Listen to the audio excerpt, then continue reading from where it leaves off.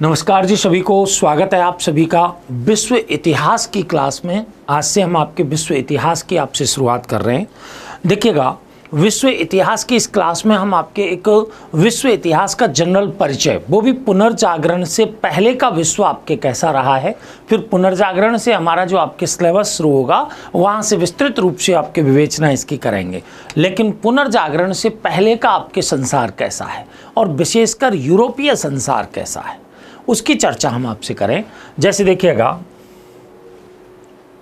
ये आपके क्या है, विश्व इतिहास का मैप है आपके सामने, जिसमें आपको पता है कि भाई यूरोप है। हालांकि ये मैप आधुनिक मैप है।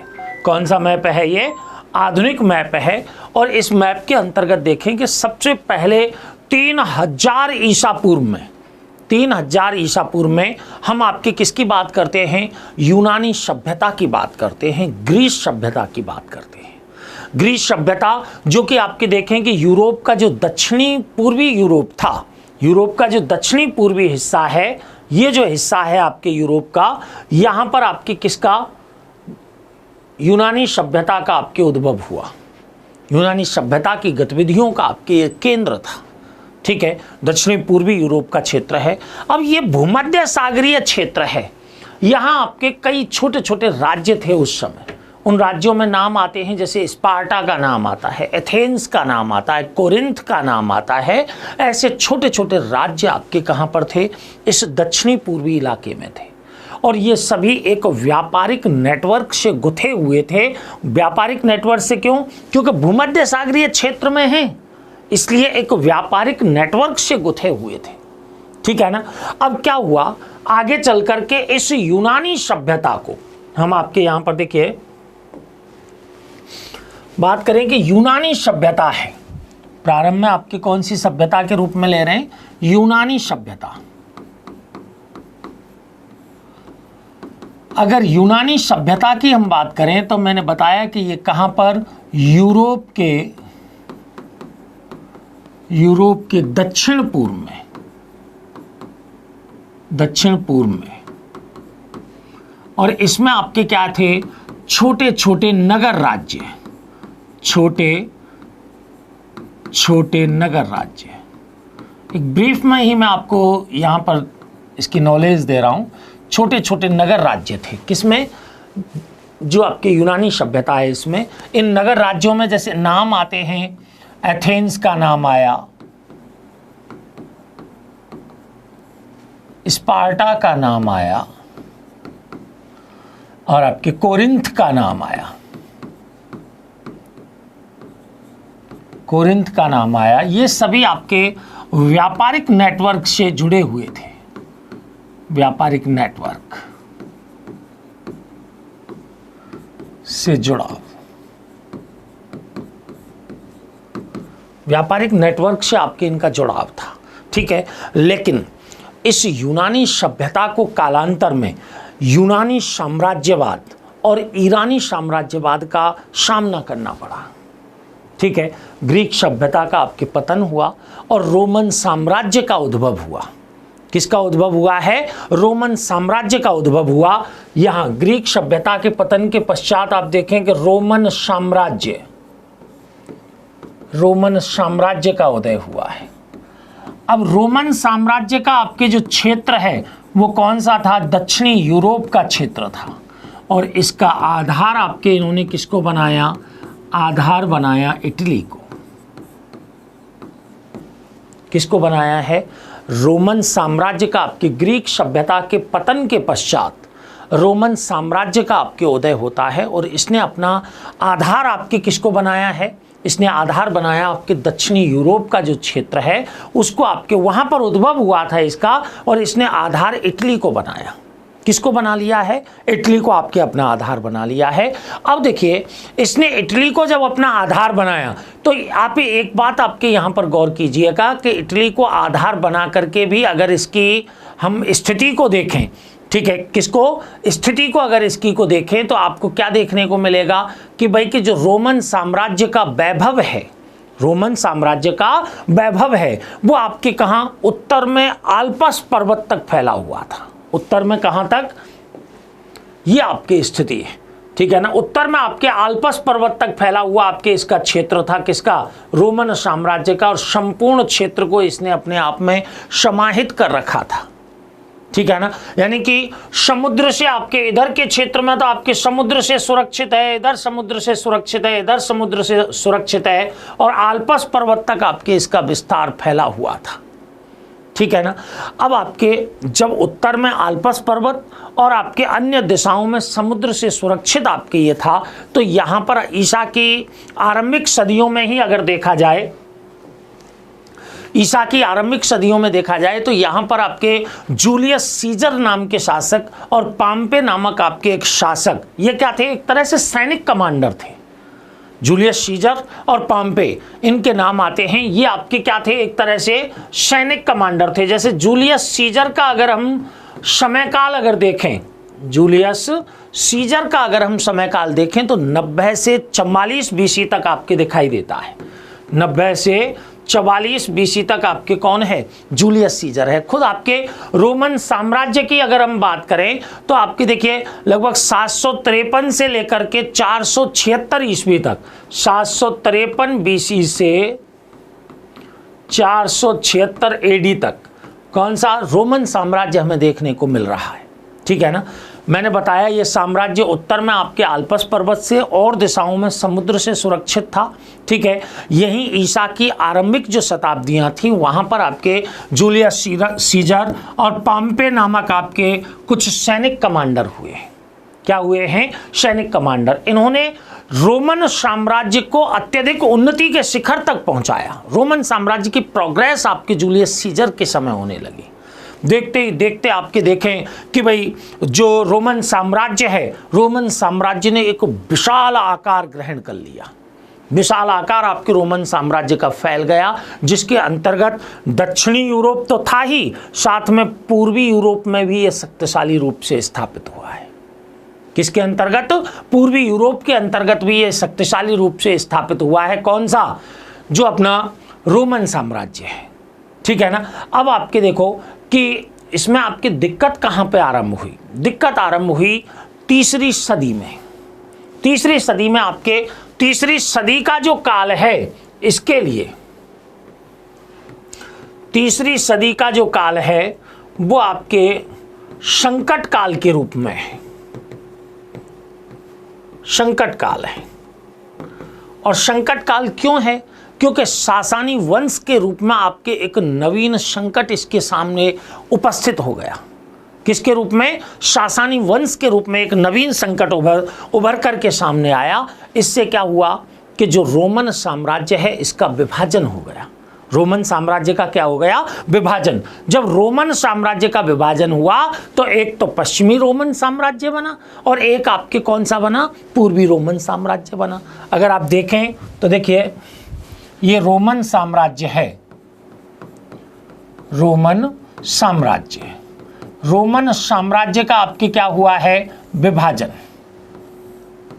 एक तो आपके कौन सा, पश्चिमी रोमन साम्राज्य बना, पश्चिमी रोमन साम्राज्य, और एक आपके कौन सा बना है, पूर्वी रोमन साम्राज्य।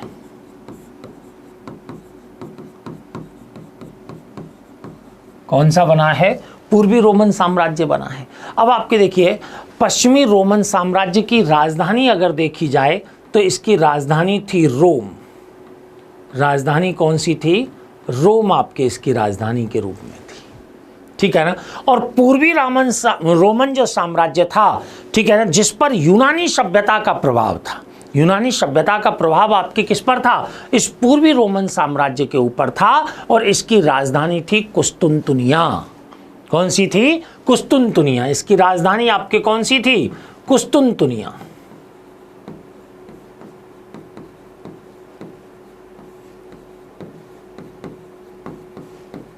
कुस्तुनतुनिया आपके इसकी राजधानी के रूप में थी। इसको बाइजेंटाइन साम्राज्य या बिजेंटाइन साम्राज्य के नाम से भी जाना जाता है।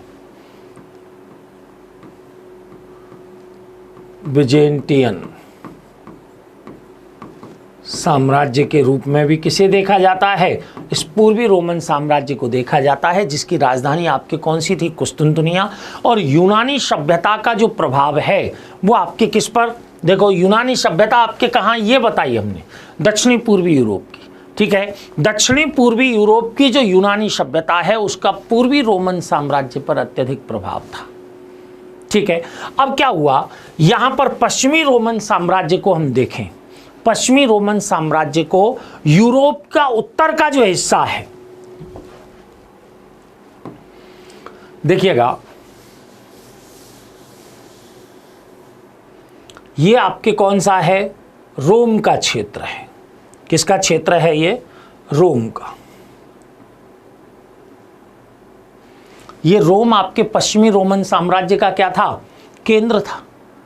पश्चिमी रोमन साम्राज्य का केंद्र आपके कौन था? ये रोम, राजधानी के रूप में।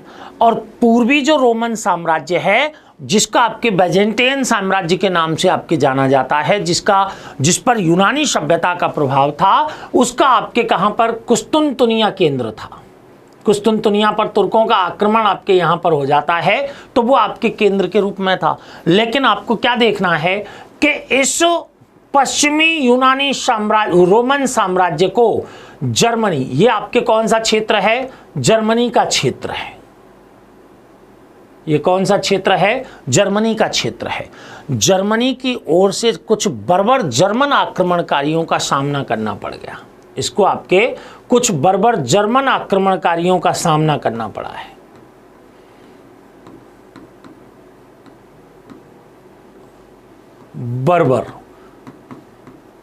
बर्बर जर्मन आक्रमणकारियों का आपके सामना करना पड़ गया। किसको? इस पश्चिमी रोमन साम्राज्य को। ठीक है, जब निरंतर आपके पश्चिमी रोमन साम्राज्य पर ये आक्रमण होने लगे, तो इससे जो पश्चिमी रोमन साम्राज्य है वो बिखर गया, टूट के आपके बिखर गया। और आपके विघटन के साथ ही यूरोप में सामंतवाद की शुरुआत मान ली। यूरोप में सामंतवाद की, यानी कि इस पश्चिमी रोमन साम्राज्य के विघटन के साथ, विघटन क्यों हुआ?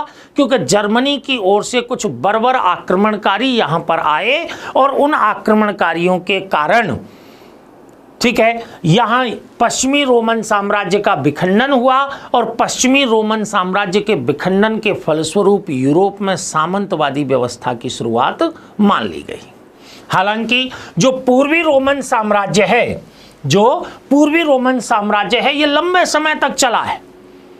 लंबे समय तक आपके देखा जाए तो 1000 साल तक आपके लगभग चलता ही रहा है पूर्वी रोमन साम्राज्य। लेकिन यहां आपके इसका क्या हो गया है? विखंडन हो गया।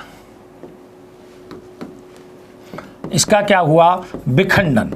और विखंडन हुआ है तो आपके क्या हुआ? सामंतवाद का उदय हो गया।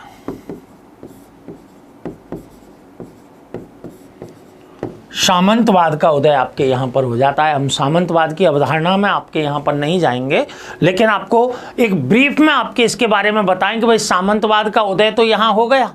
ठीक है, तो आपके सामंतवाद की जो अवधारणा ने आपके यहां पर जो अपनी जड़ें जमाई थी, कहां पर जड़ें जमाई? अपनी जो पश्चिमी रोमन साम्राज्य का जो क्षेत्र था, ठीक है ना, वहां पर अपनी जो जड़ें सामंतवाद ने जमाई। ठीक है, इसी बीच यूरोप में एक नवीन बड़े साम्राज्य की स्थापना हुई। यूरोप में एक नवीन बड़े साम्राज्य की स्थापना हुई, जो कि पवित्र रोमन साम्राज्य के नाम से जाना गया। किस नाम से? पवित्र रोमन साम्राज्य के नाम से जाना गया। इसके बाद आपके किसका? पवित्र रोमन साम्राज्य का उदय है। पवित्र रोमन साम्राज्य।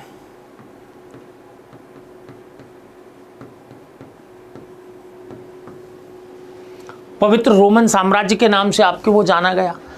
ठीक है, या आप एक बात आपके देखिएगा कि वस्तुतः जब आपके देखें कि पश्चिमी रोमन साम्राज्य का विघटन हुआ ना, तो विघटन के पश्चात जर्मन जो आक्रमणकारी यहाँ से आए थे, वो अलग अलग क्षेत्रों में बस गए थे। ठीक है ना, इन जर्मन समूहों में ही ये जो आपके जर्मन समूह हैं, जर्मन समूह, इन जर्मन समूहों में अगर देखा जाए तो एक समूह का नाम आता है फ्रैंको। एक समूह का क्या नाम आया? फ्रैंको। फ्रैंको नाम का आपके एक बर्बर जर्मन आक्रमणकारियों का आपके एक समूह था, और ये आपके कहां पर? यूरोप का जो गॉल क्षेत्र है, गॉल क्षेत्र आपके यूरोप का है, यहां पर स्थापित हो जाता है।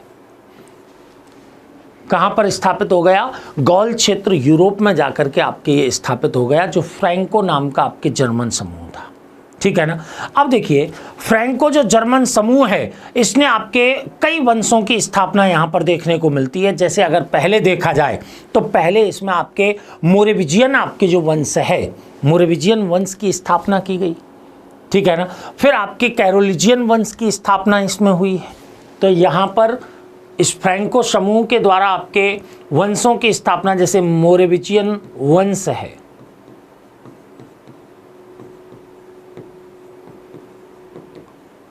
वंश की स्थापना हो गई है। फिर आपके कैरोलिजियन आपके वंश है, उसकी स्थापना यहां पर हो गई है।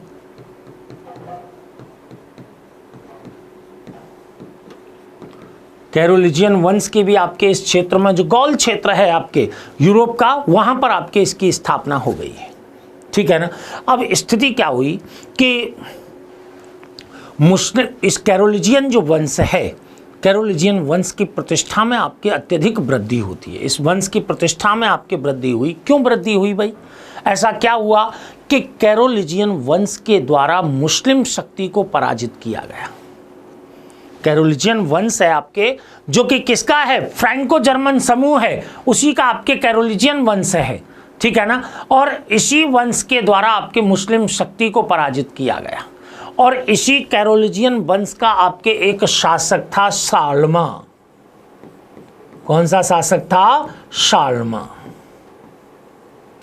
कैरोलिजियन वंश का ही एक शासक कौन था? शालमा।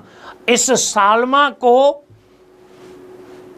जो कि फ्रैंको समूह के कैरोलिजियन वंश से संबंधित था, इस शालमा को रोम के पोप ने पवित्र रोमन सम्राट की उपाधि दे दी।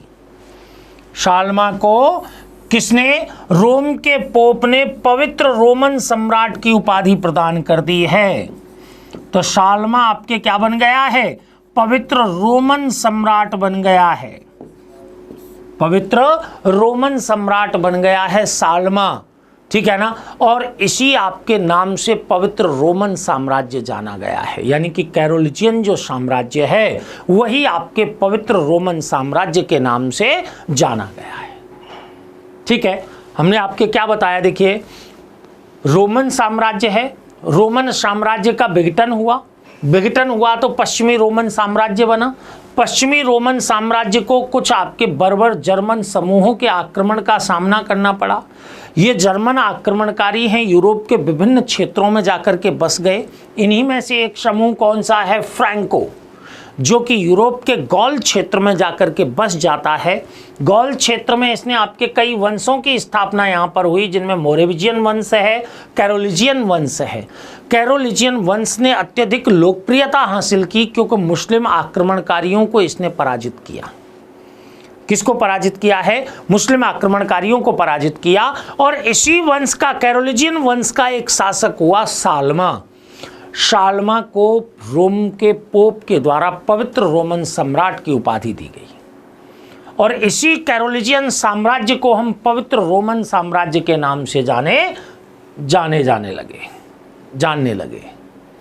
किस नाम से? पवित्र रोमन साम्राज्य के नाम से जानने लगे हैं। किसको? इस कैरोलिजियन वंश का जो आपके साम्राज्य है उसको। अब देखिए, यहां पर हमने ईसाई चर्च की बात की। ईसा की आपके पहली सदी में, अगर ईसाई धर्म की अगर शुरुआत देखी जाए तो ईसा की पहली सदी में ही आपके ईसाई धर्म की शुरुआत हमें यहाँ देखने को मिलती है। ठीक है। लेकिन आपको एक बात देखिए, यहाँ पर मैं एक टॉपिक आपके छोटा सा और लूँ, क्योंकि ईसाई धर्म का उदय हम यहाँ पर साथ में ले रहे हैं। ईसाई धर्म का उदय और सर्वव्यापी चर्च व्यवस्था, सर्वव्यापी चर्च व्यवस्था।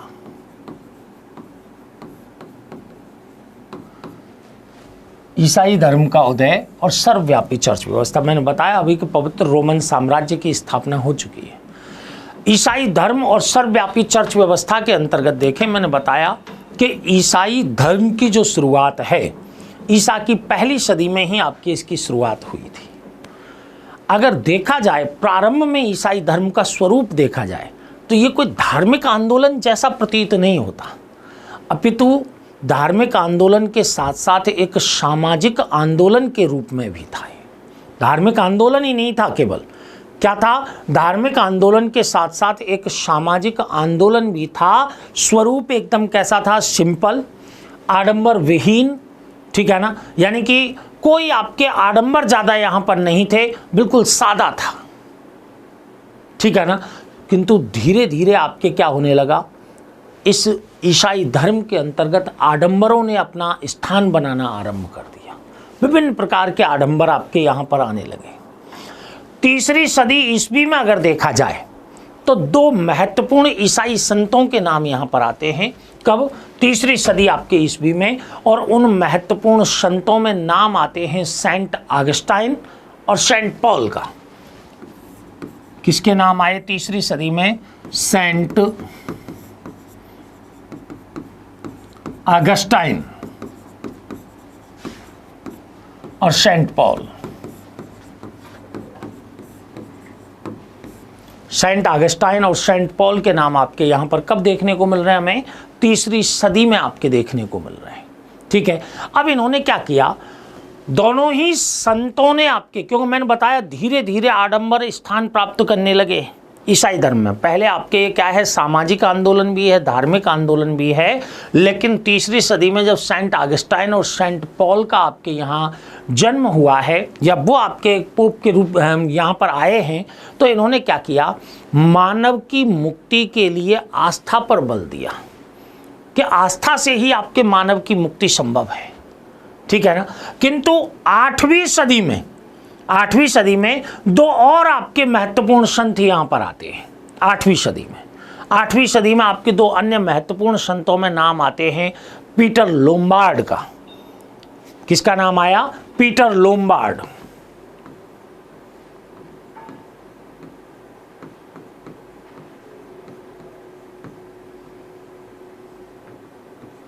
किसका नाम आ गया है? पीटर लोम्बार्ड का और टॉमस इक्विनास का। टॉमस इक्विनास का नाम यहां पर आया।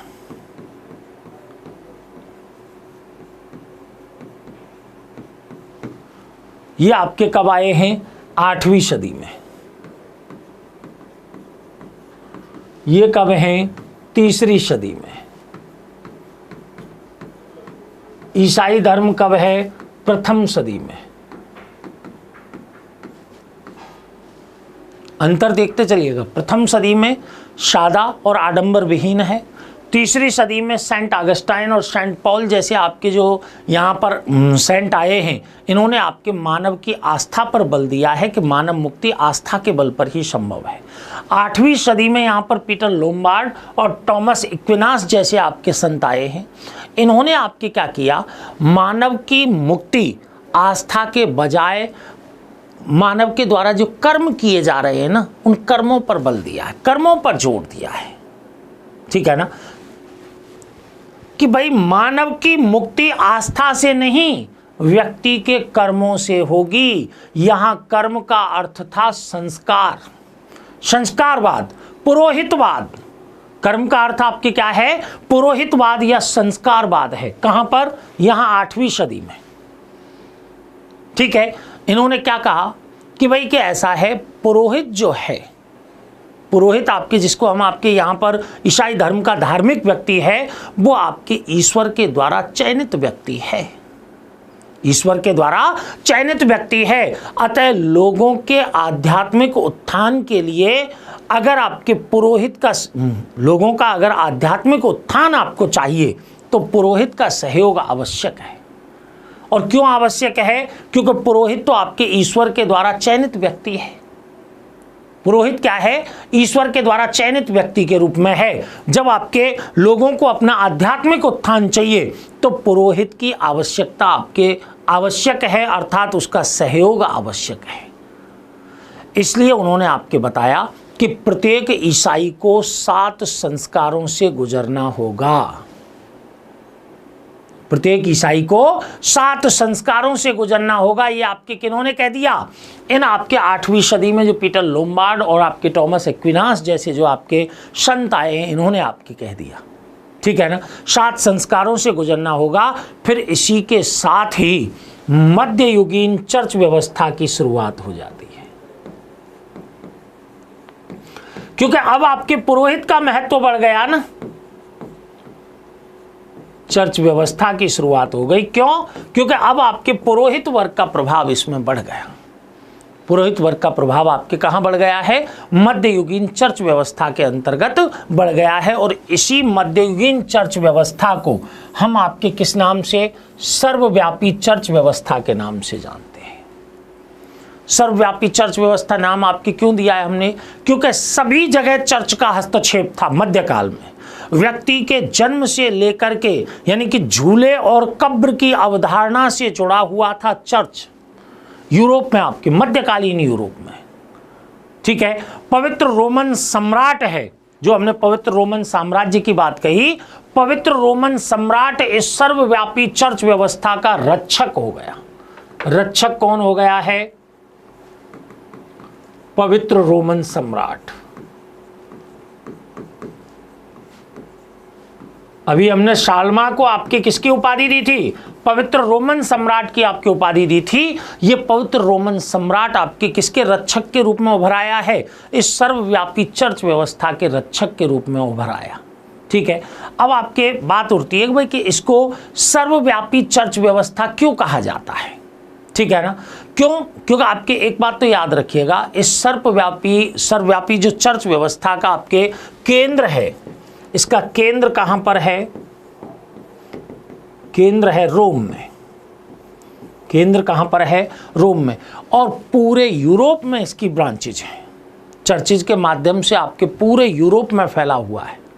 ठीक है ना, इसलिए आपकी क्या है? सर्वव्यापी चर्च है। और मैंने बता दिया, व्यक्ति के किसे जन्म से लेकर के उसकी कब्र, यानी कि झूले और कब्र की अवधारणा से आपके जुड़ा हुआ है। ठीक है, प्रत्येक साहित्य इससे प्रभावित, कला इससे प्रभावित, राजनीति आपके इससे प्रभावित, क्योंकि जो शासक है वो तो इसका संरक्षक है, रक्षक है इसका। ठीक है, अब क्या हुआ? ये सब 8वीं सदी का खेल है पूरा। 7वीं सदी में अगर देखें तो इस्लाम धर्म का उद्भव हो गया। किसका उद्भव हो गया है? इस्लाम धर्म का उद्भव हो गया। पैगंबर मोहम्मद ने जनजातीय क्षेत्र में, आपके जो अरब जनजातीय क्षेत्र था, उस अरब जनजातीय क्षेत्र में जो पंथ चलाया, वो आपके किस नाम से? इस्लाम धर्म के नाम से जाना गया है। किस नाम से जाना गया है?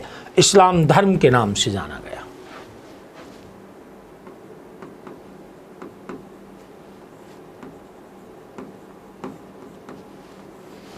इस्लाम धर्म 7वीं सदी में आपके किसने?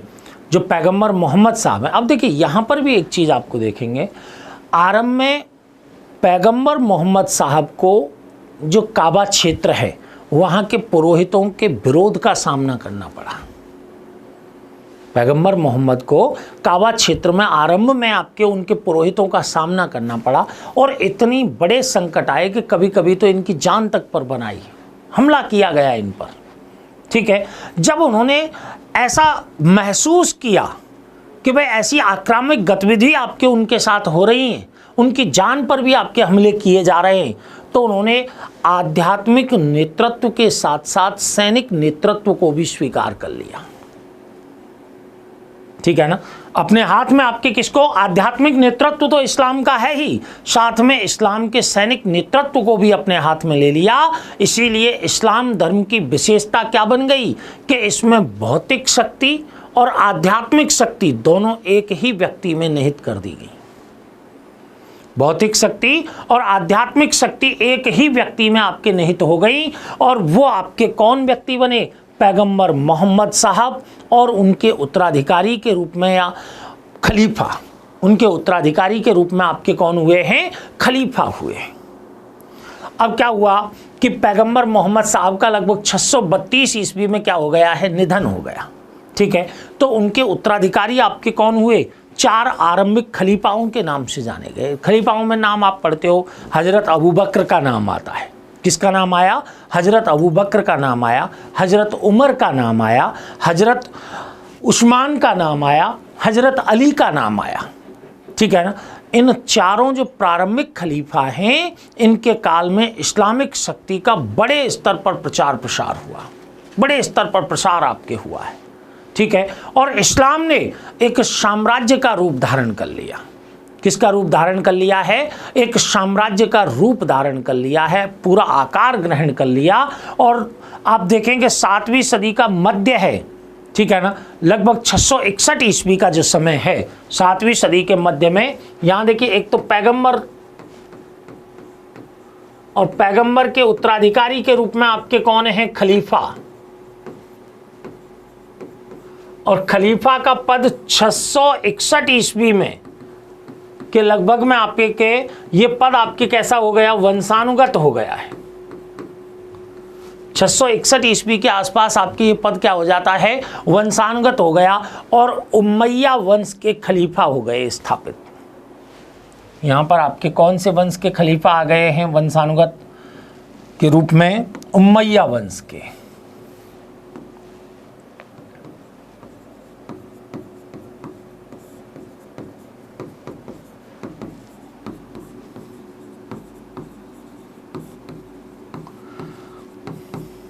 उमैया वंश के खलीफा आपके यहाँ आ गए, ठीक है। अगर उमैया वंश के खलीफाओं का क्षेत्र भी अगर आप देखेंगे भाई कि कौन सा क्षेत्र रहा है, तो इनका मुख्यालय रहा था दमिश्क।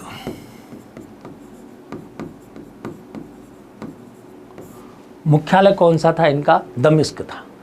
फिर आपके देखें कि 8वीं सदी के जो मध्य का क्षेत्र है, इन्होंने लगभग 8वीं सदी के मध्य तक शासन किया है। किसने? इस उमैया वंश के द्वारा। फिर आपके कौन आया? यहां अब्बासी खलीफा आए।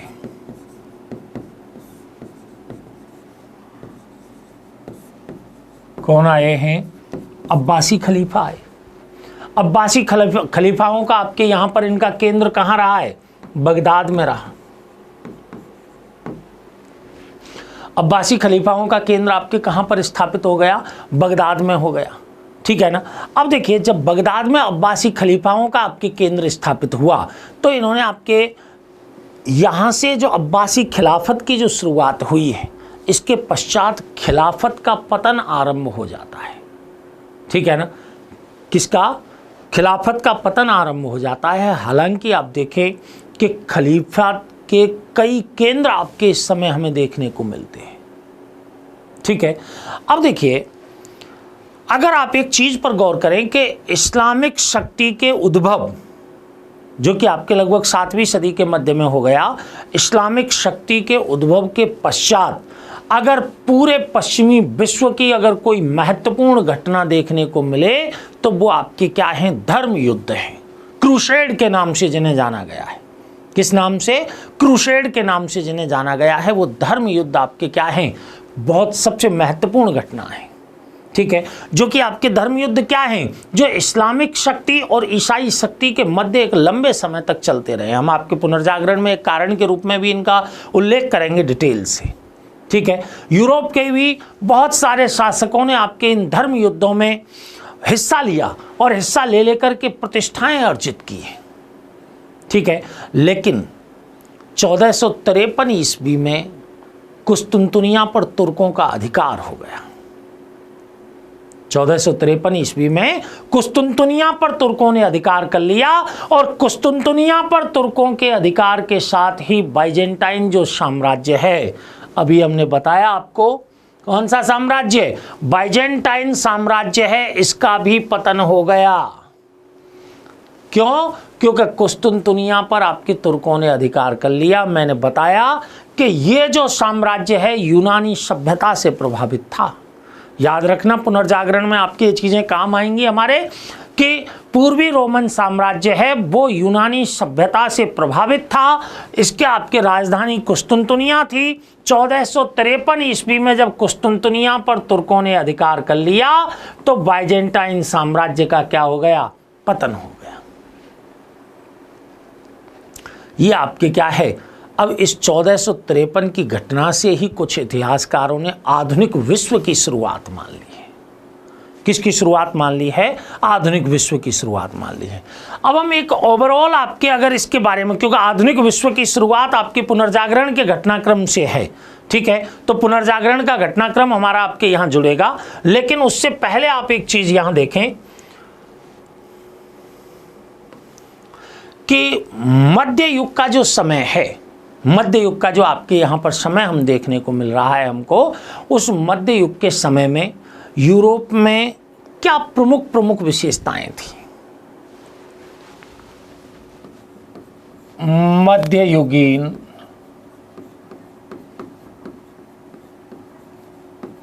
यूरोप की विशेषताएं।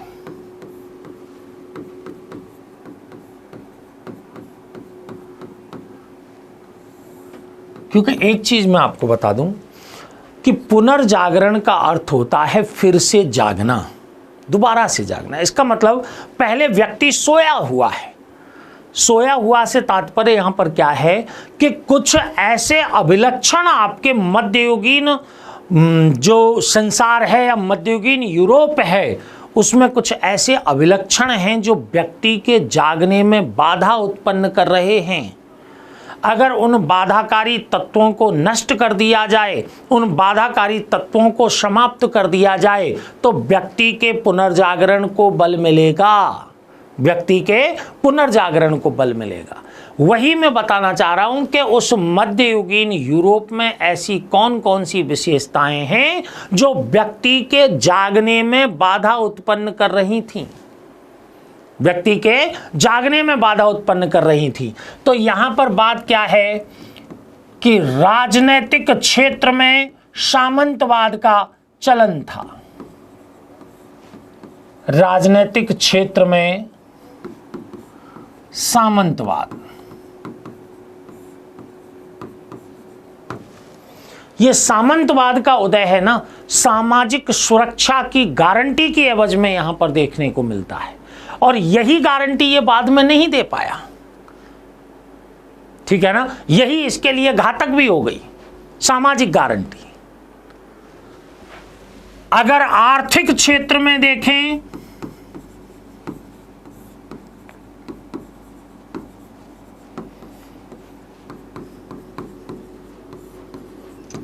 तो क्या है? गिल्ड प्रणाली है। आर्थिक क्षेत्र में देखें तो आपके क्या है? गिल्ड प्रणाली है, और क्या है? मैनर प्रणाली है।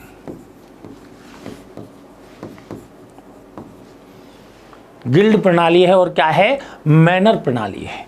सामाजिक क्षेत्र में अगर देखें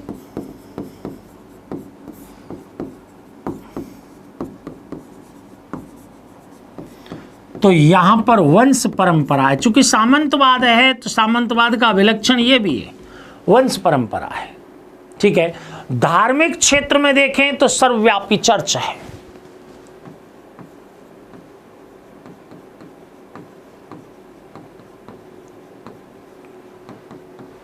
सर्वव्यापी चर्च।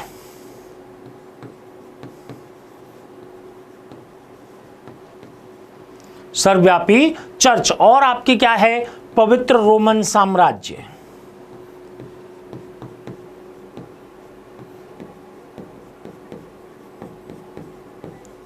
सर्वव्यापी चर्च और आपके पवित्र रोमन साम्राज्य। साहित्य के क्षेत्र में देखें तो रूमानी दृष्टिकोण है। साहित्य के क्षेत्र में अगर देखा जाए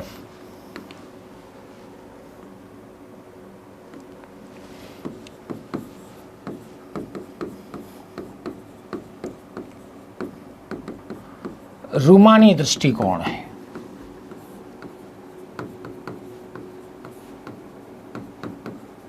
साहित्य के क्षेत्र में आपके क्या है? रूमानी दृष्टिकोण है, और आपके स्थापत्य में गोथिक स्थापत्य है।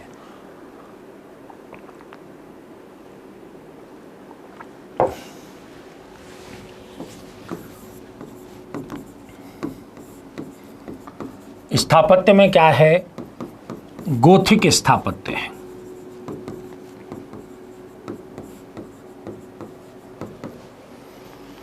स्थापत्य में आपकी क्या है? गोथिक स्थापत्य। अब मैं एक एक चीज की आपके इनमें से चर्चा आपके साथ करूं कि भाई हम आपके क्या कहना चाह रहे हैं इसके अंतर्गत कि भाई राजनीतिक क्षेत्र में सामंतवाद है।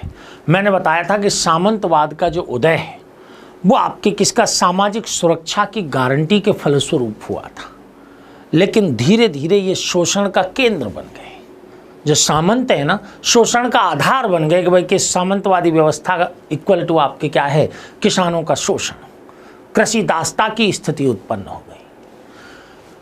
आर्थिक क्षेत्र में हमने क्या बताया, गिल्ड प्रणाली है। गिल्ड आपके क्या है कि ये शिल्पियों का संगठन है। क्या है, शिल्पियों का संगठन। ये शिल्पियों का संगठन है ना, इसमें एक बड़ी विचित्र स्थिति थी। क्या आप देखें कि गिल्ड है, इस गिल्ड ने आपके अगर मुनाफा कमाया, गिल्ड का आपके क्या है, मुनाफा, तो इधर आपके ये सामाजिक कल्याण का कार्य भी देखती थी। सामाजिक कल्याण के कार्य भी किया करती थी। वही स्थिति आपके यहां जो देखते हो ना, आप भारत में देखते हो आपके श्रेणी, भारत में क्या देखते हो, श्रेणी, उनके ही रूप में आपके देखने को मिलती है।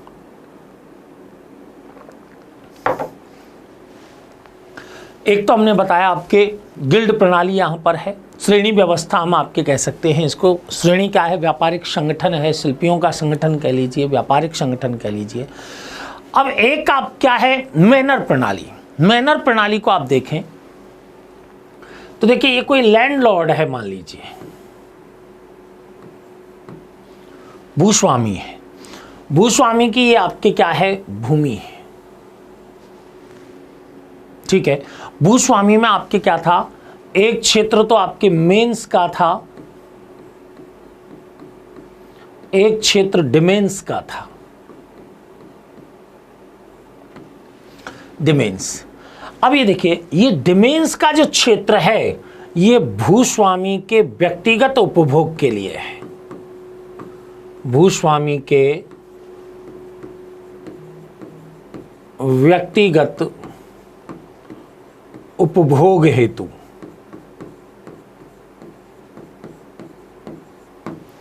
व्यक्तिगत उपभोग हेतु आपके क्या था, डिमेंस का क्षेत्र था।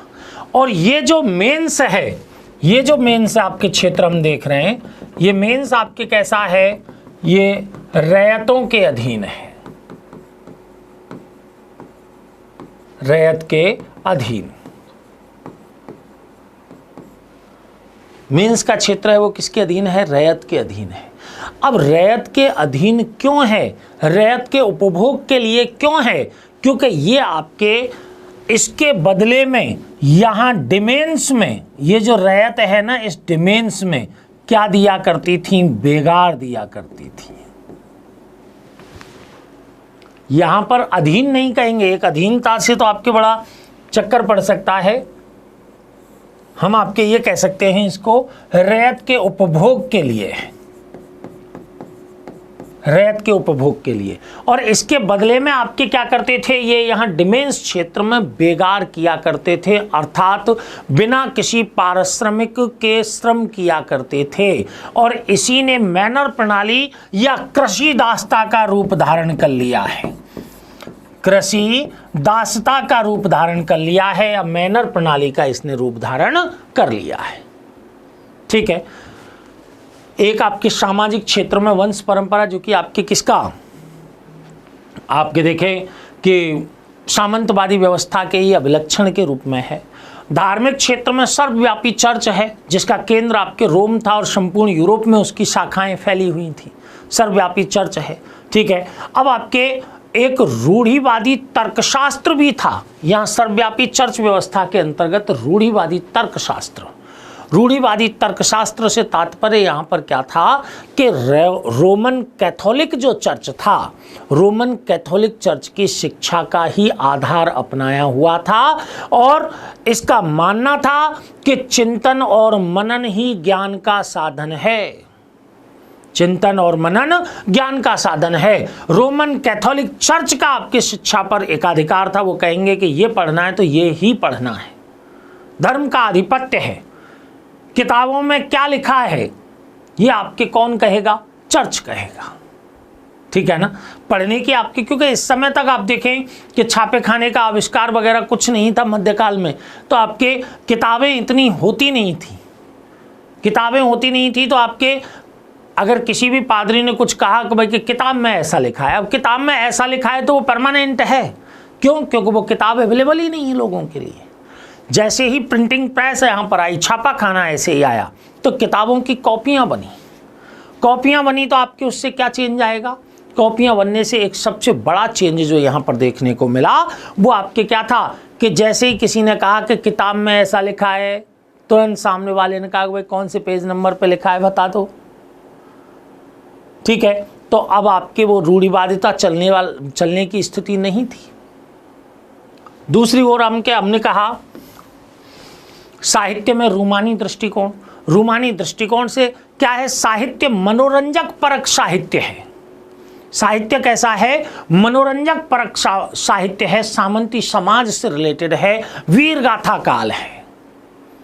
कैसा है? वीर गाथा काल, जिसमें मनोरंजन के लिए आपके गढ़े जा रहे हैं आपके कोई ना कोई आपकी नई नई कहानियां, ठीक है ना, वीर गाथा का काल है, ठीक है। गोथिक स्थापत्य अगर देखें तो गोथिक स्थापत्य में आप ये देखेंगे कि क्या है? नुकीली मीनारों का प्रयोग है, नुकीली मीनारों का प्रयोग, कमानीदार छतें आपके इसकी गोथिक स्थापत्य की विशेषता के रूप में है। नुकीली मीनारें और कमानीदार छतें, ठीक है, ये इसकी आपके किसकी गोथिक स्थापत्य की विशेषता के रूप में है। ये सब आपके लक्षण कैसे थे? ये सब लक्षण आपके व्यक्ति के जागने में बाधा के रूप में काम कर रहे थे। अब आपके जैसे ही पुनर्जागरण हुआ तो आपके ज्ञान प्राप्ति की जो पिपासा है वो जागृत हो गई।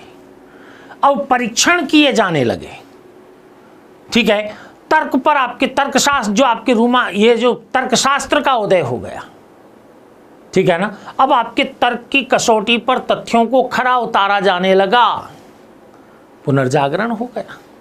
ये जो सोने वाली जो प्रवृत्तियां हैं ये धीरे धीरे आपके क्या हो गई? लुप्त होने लगी, और आधुनिक पश्चिम का उदय हो गया। किसका उदय हो गया? आधुनिक पश्चिम का उदय हो गया, जो 14वीं से 18वीं सदी के मध्य जो पश्चिम हमें दिखाई देता है ना, वो आपके पश्चिम हमें यहाँ पर आपके उसका उदय हुआ है, उस पश्चिम का उदय यहाँ पर हुआ है, ठीक है। अब इस काल में भी देखें कि देखो कि पूरा जो यूरोप है वो आपके भौतिक परिवर्तनों से तो गुजर ही रहा था, साथ में वैचारिक परिवर्तनों की एक श्रृंखला भी यहाँ पर चल रही है। इसीलिए हम कहते हैं कि पुनर्जागरण कोई घटना नहीं है, एक प्रोसेस है, एक प्रक्रिया है, और यह प्रक्रिया भौतिक और वैचारिक परिवर्तनों के दौर से गुजर रही थी। भौतिक परिवर्तनों का आधार आपकी किसने? व्यावसायिक क्रांति ने दिया है,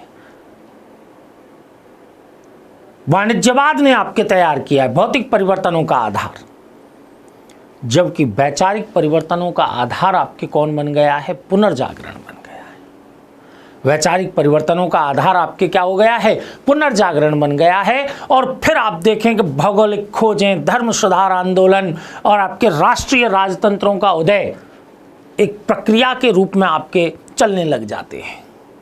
ये सब आपके एक दूसरे के कारण और परिणाम है, यहाँ ये जरूर याद रखना है हमें। ये सब एक दूसरे के कारण और परिणाम के रूप में हैं, इसलिए सभी तत्वों को हमको आपके एक साथ ही उनको देखना पड़ेगा। सभी तत्वों को एक साथ हमें देखना पड़ेगा। ये चीज हमारे आपके विश्व इतिहास की पृष्ठभूमि के अंतर्गत हम देखेंगे। यहाँ हम आपके किसकी बात करेंगे? जो वैचारिक परिवर्तनों का आधार जो आपके पुनर्जागरण था, उसकी हम आपकी चर्चा यहाँ आपके साथ करेंगे, ठीक है। तो हमारा आपके नेक्स्ट टॉपिक आपके क्या शुरू हो जाएगा? यहाँ पर पुनर्जागरण, पुनर्जागरण की शुरुआत। हम नेक्स्ट क्लास में हम आपके किससे? विश्व इतिहास की शुरुआत करेंगे, पुनर्जागरण से आपकी शुरुआत करेंगे। और आपके नेक्स्ट क्लास में आपको इस संपूर्ण जो हमारा सिलेबस है, प्रथम श्रेणी व्याख्याता का जो आपके सिलेबस है, उसके आपके संबंधित आपके कुछ पुस्तकों की भी चर्चा करेंगे कि भाई कौन सी पुस्तक आपको यहाँ पर देखनी है, पढ़नी है, ठीक है ना। हालांकि दायरा हम आपके पुस्तकों का सीमित रखेंगे, एक एक चीज को आपके यहीं पर विस्तृत रूप से विवेचन उसका करेंगे तो आपके सीमित दायरे में रहते हुए आपके पुस्तकों का अध्ययन करेंगे और आगे बढ़ते हुए चले जाएंगे। मैंने बता दिया कि सारी घटनाएं एक दूसरे का कारण और परिणाम प्रतीत होंगी, एक दूसरे का कारण और परिणाम, और निरंतर आपके प्रभावपूर्ण तरीके से हम आपके विश्व इतिहास में आगे बढ़ते हुए चले जाएंगे। ठीक है, तो ये हमारे आपके एक विश्व इतिहास की एक झलक जो यूनानी सभ्यता से लेकर के हम पुनर्जागरण तक धीरे धीरे आपके उसको जोड़ने का प्रयास आपके सामने किया है। अब पुनर्जागरण से नेक्स्ट क्लास में हम विस्तृत रूप से विवेचना इसकी करेंगे। धन्यवाद।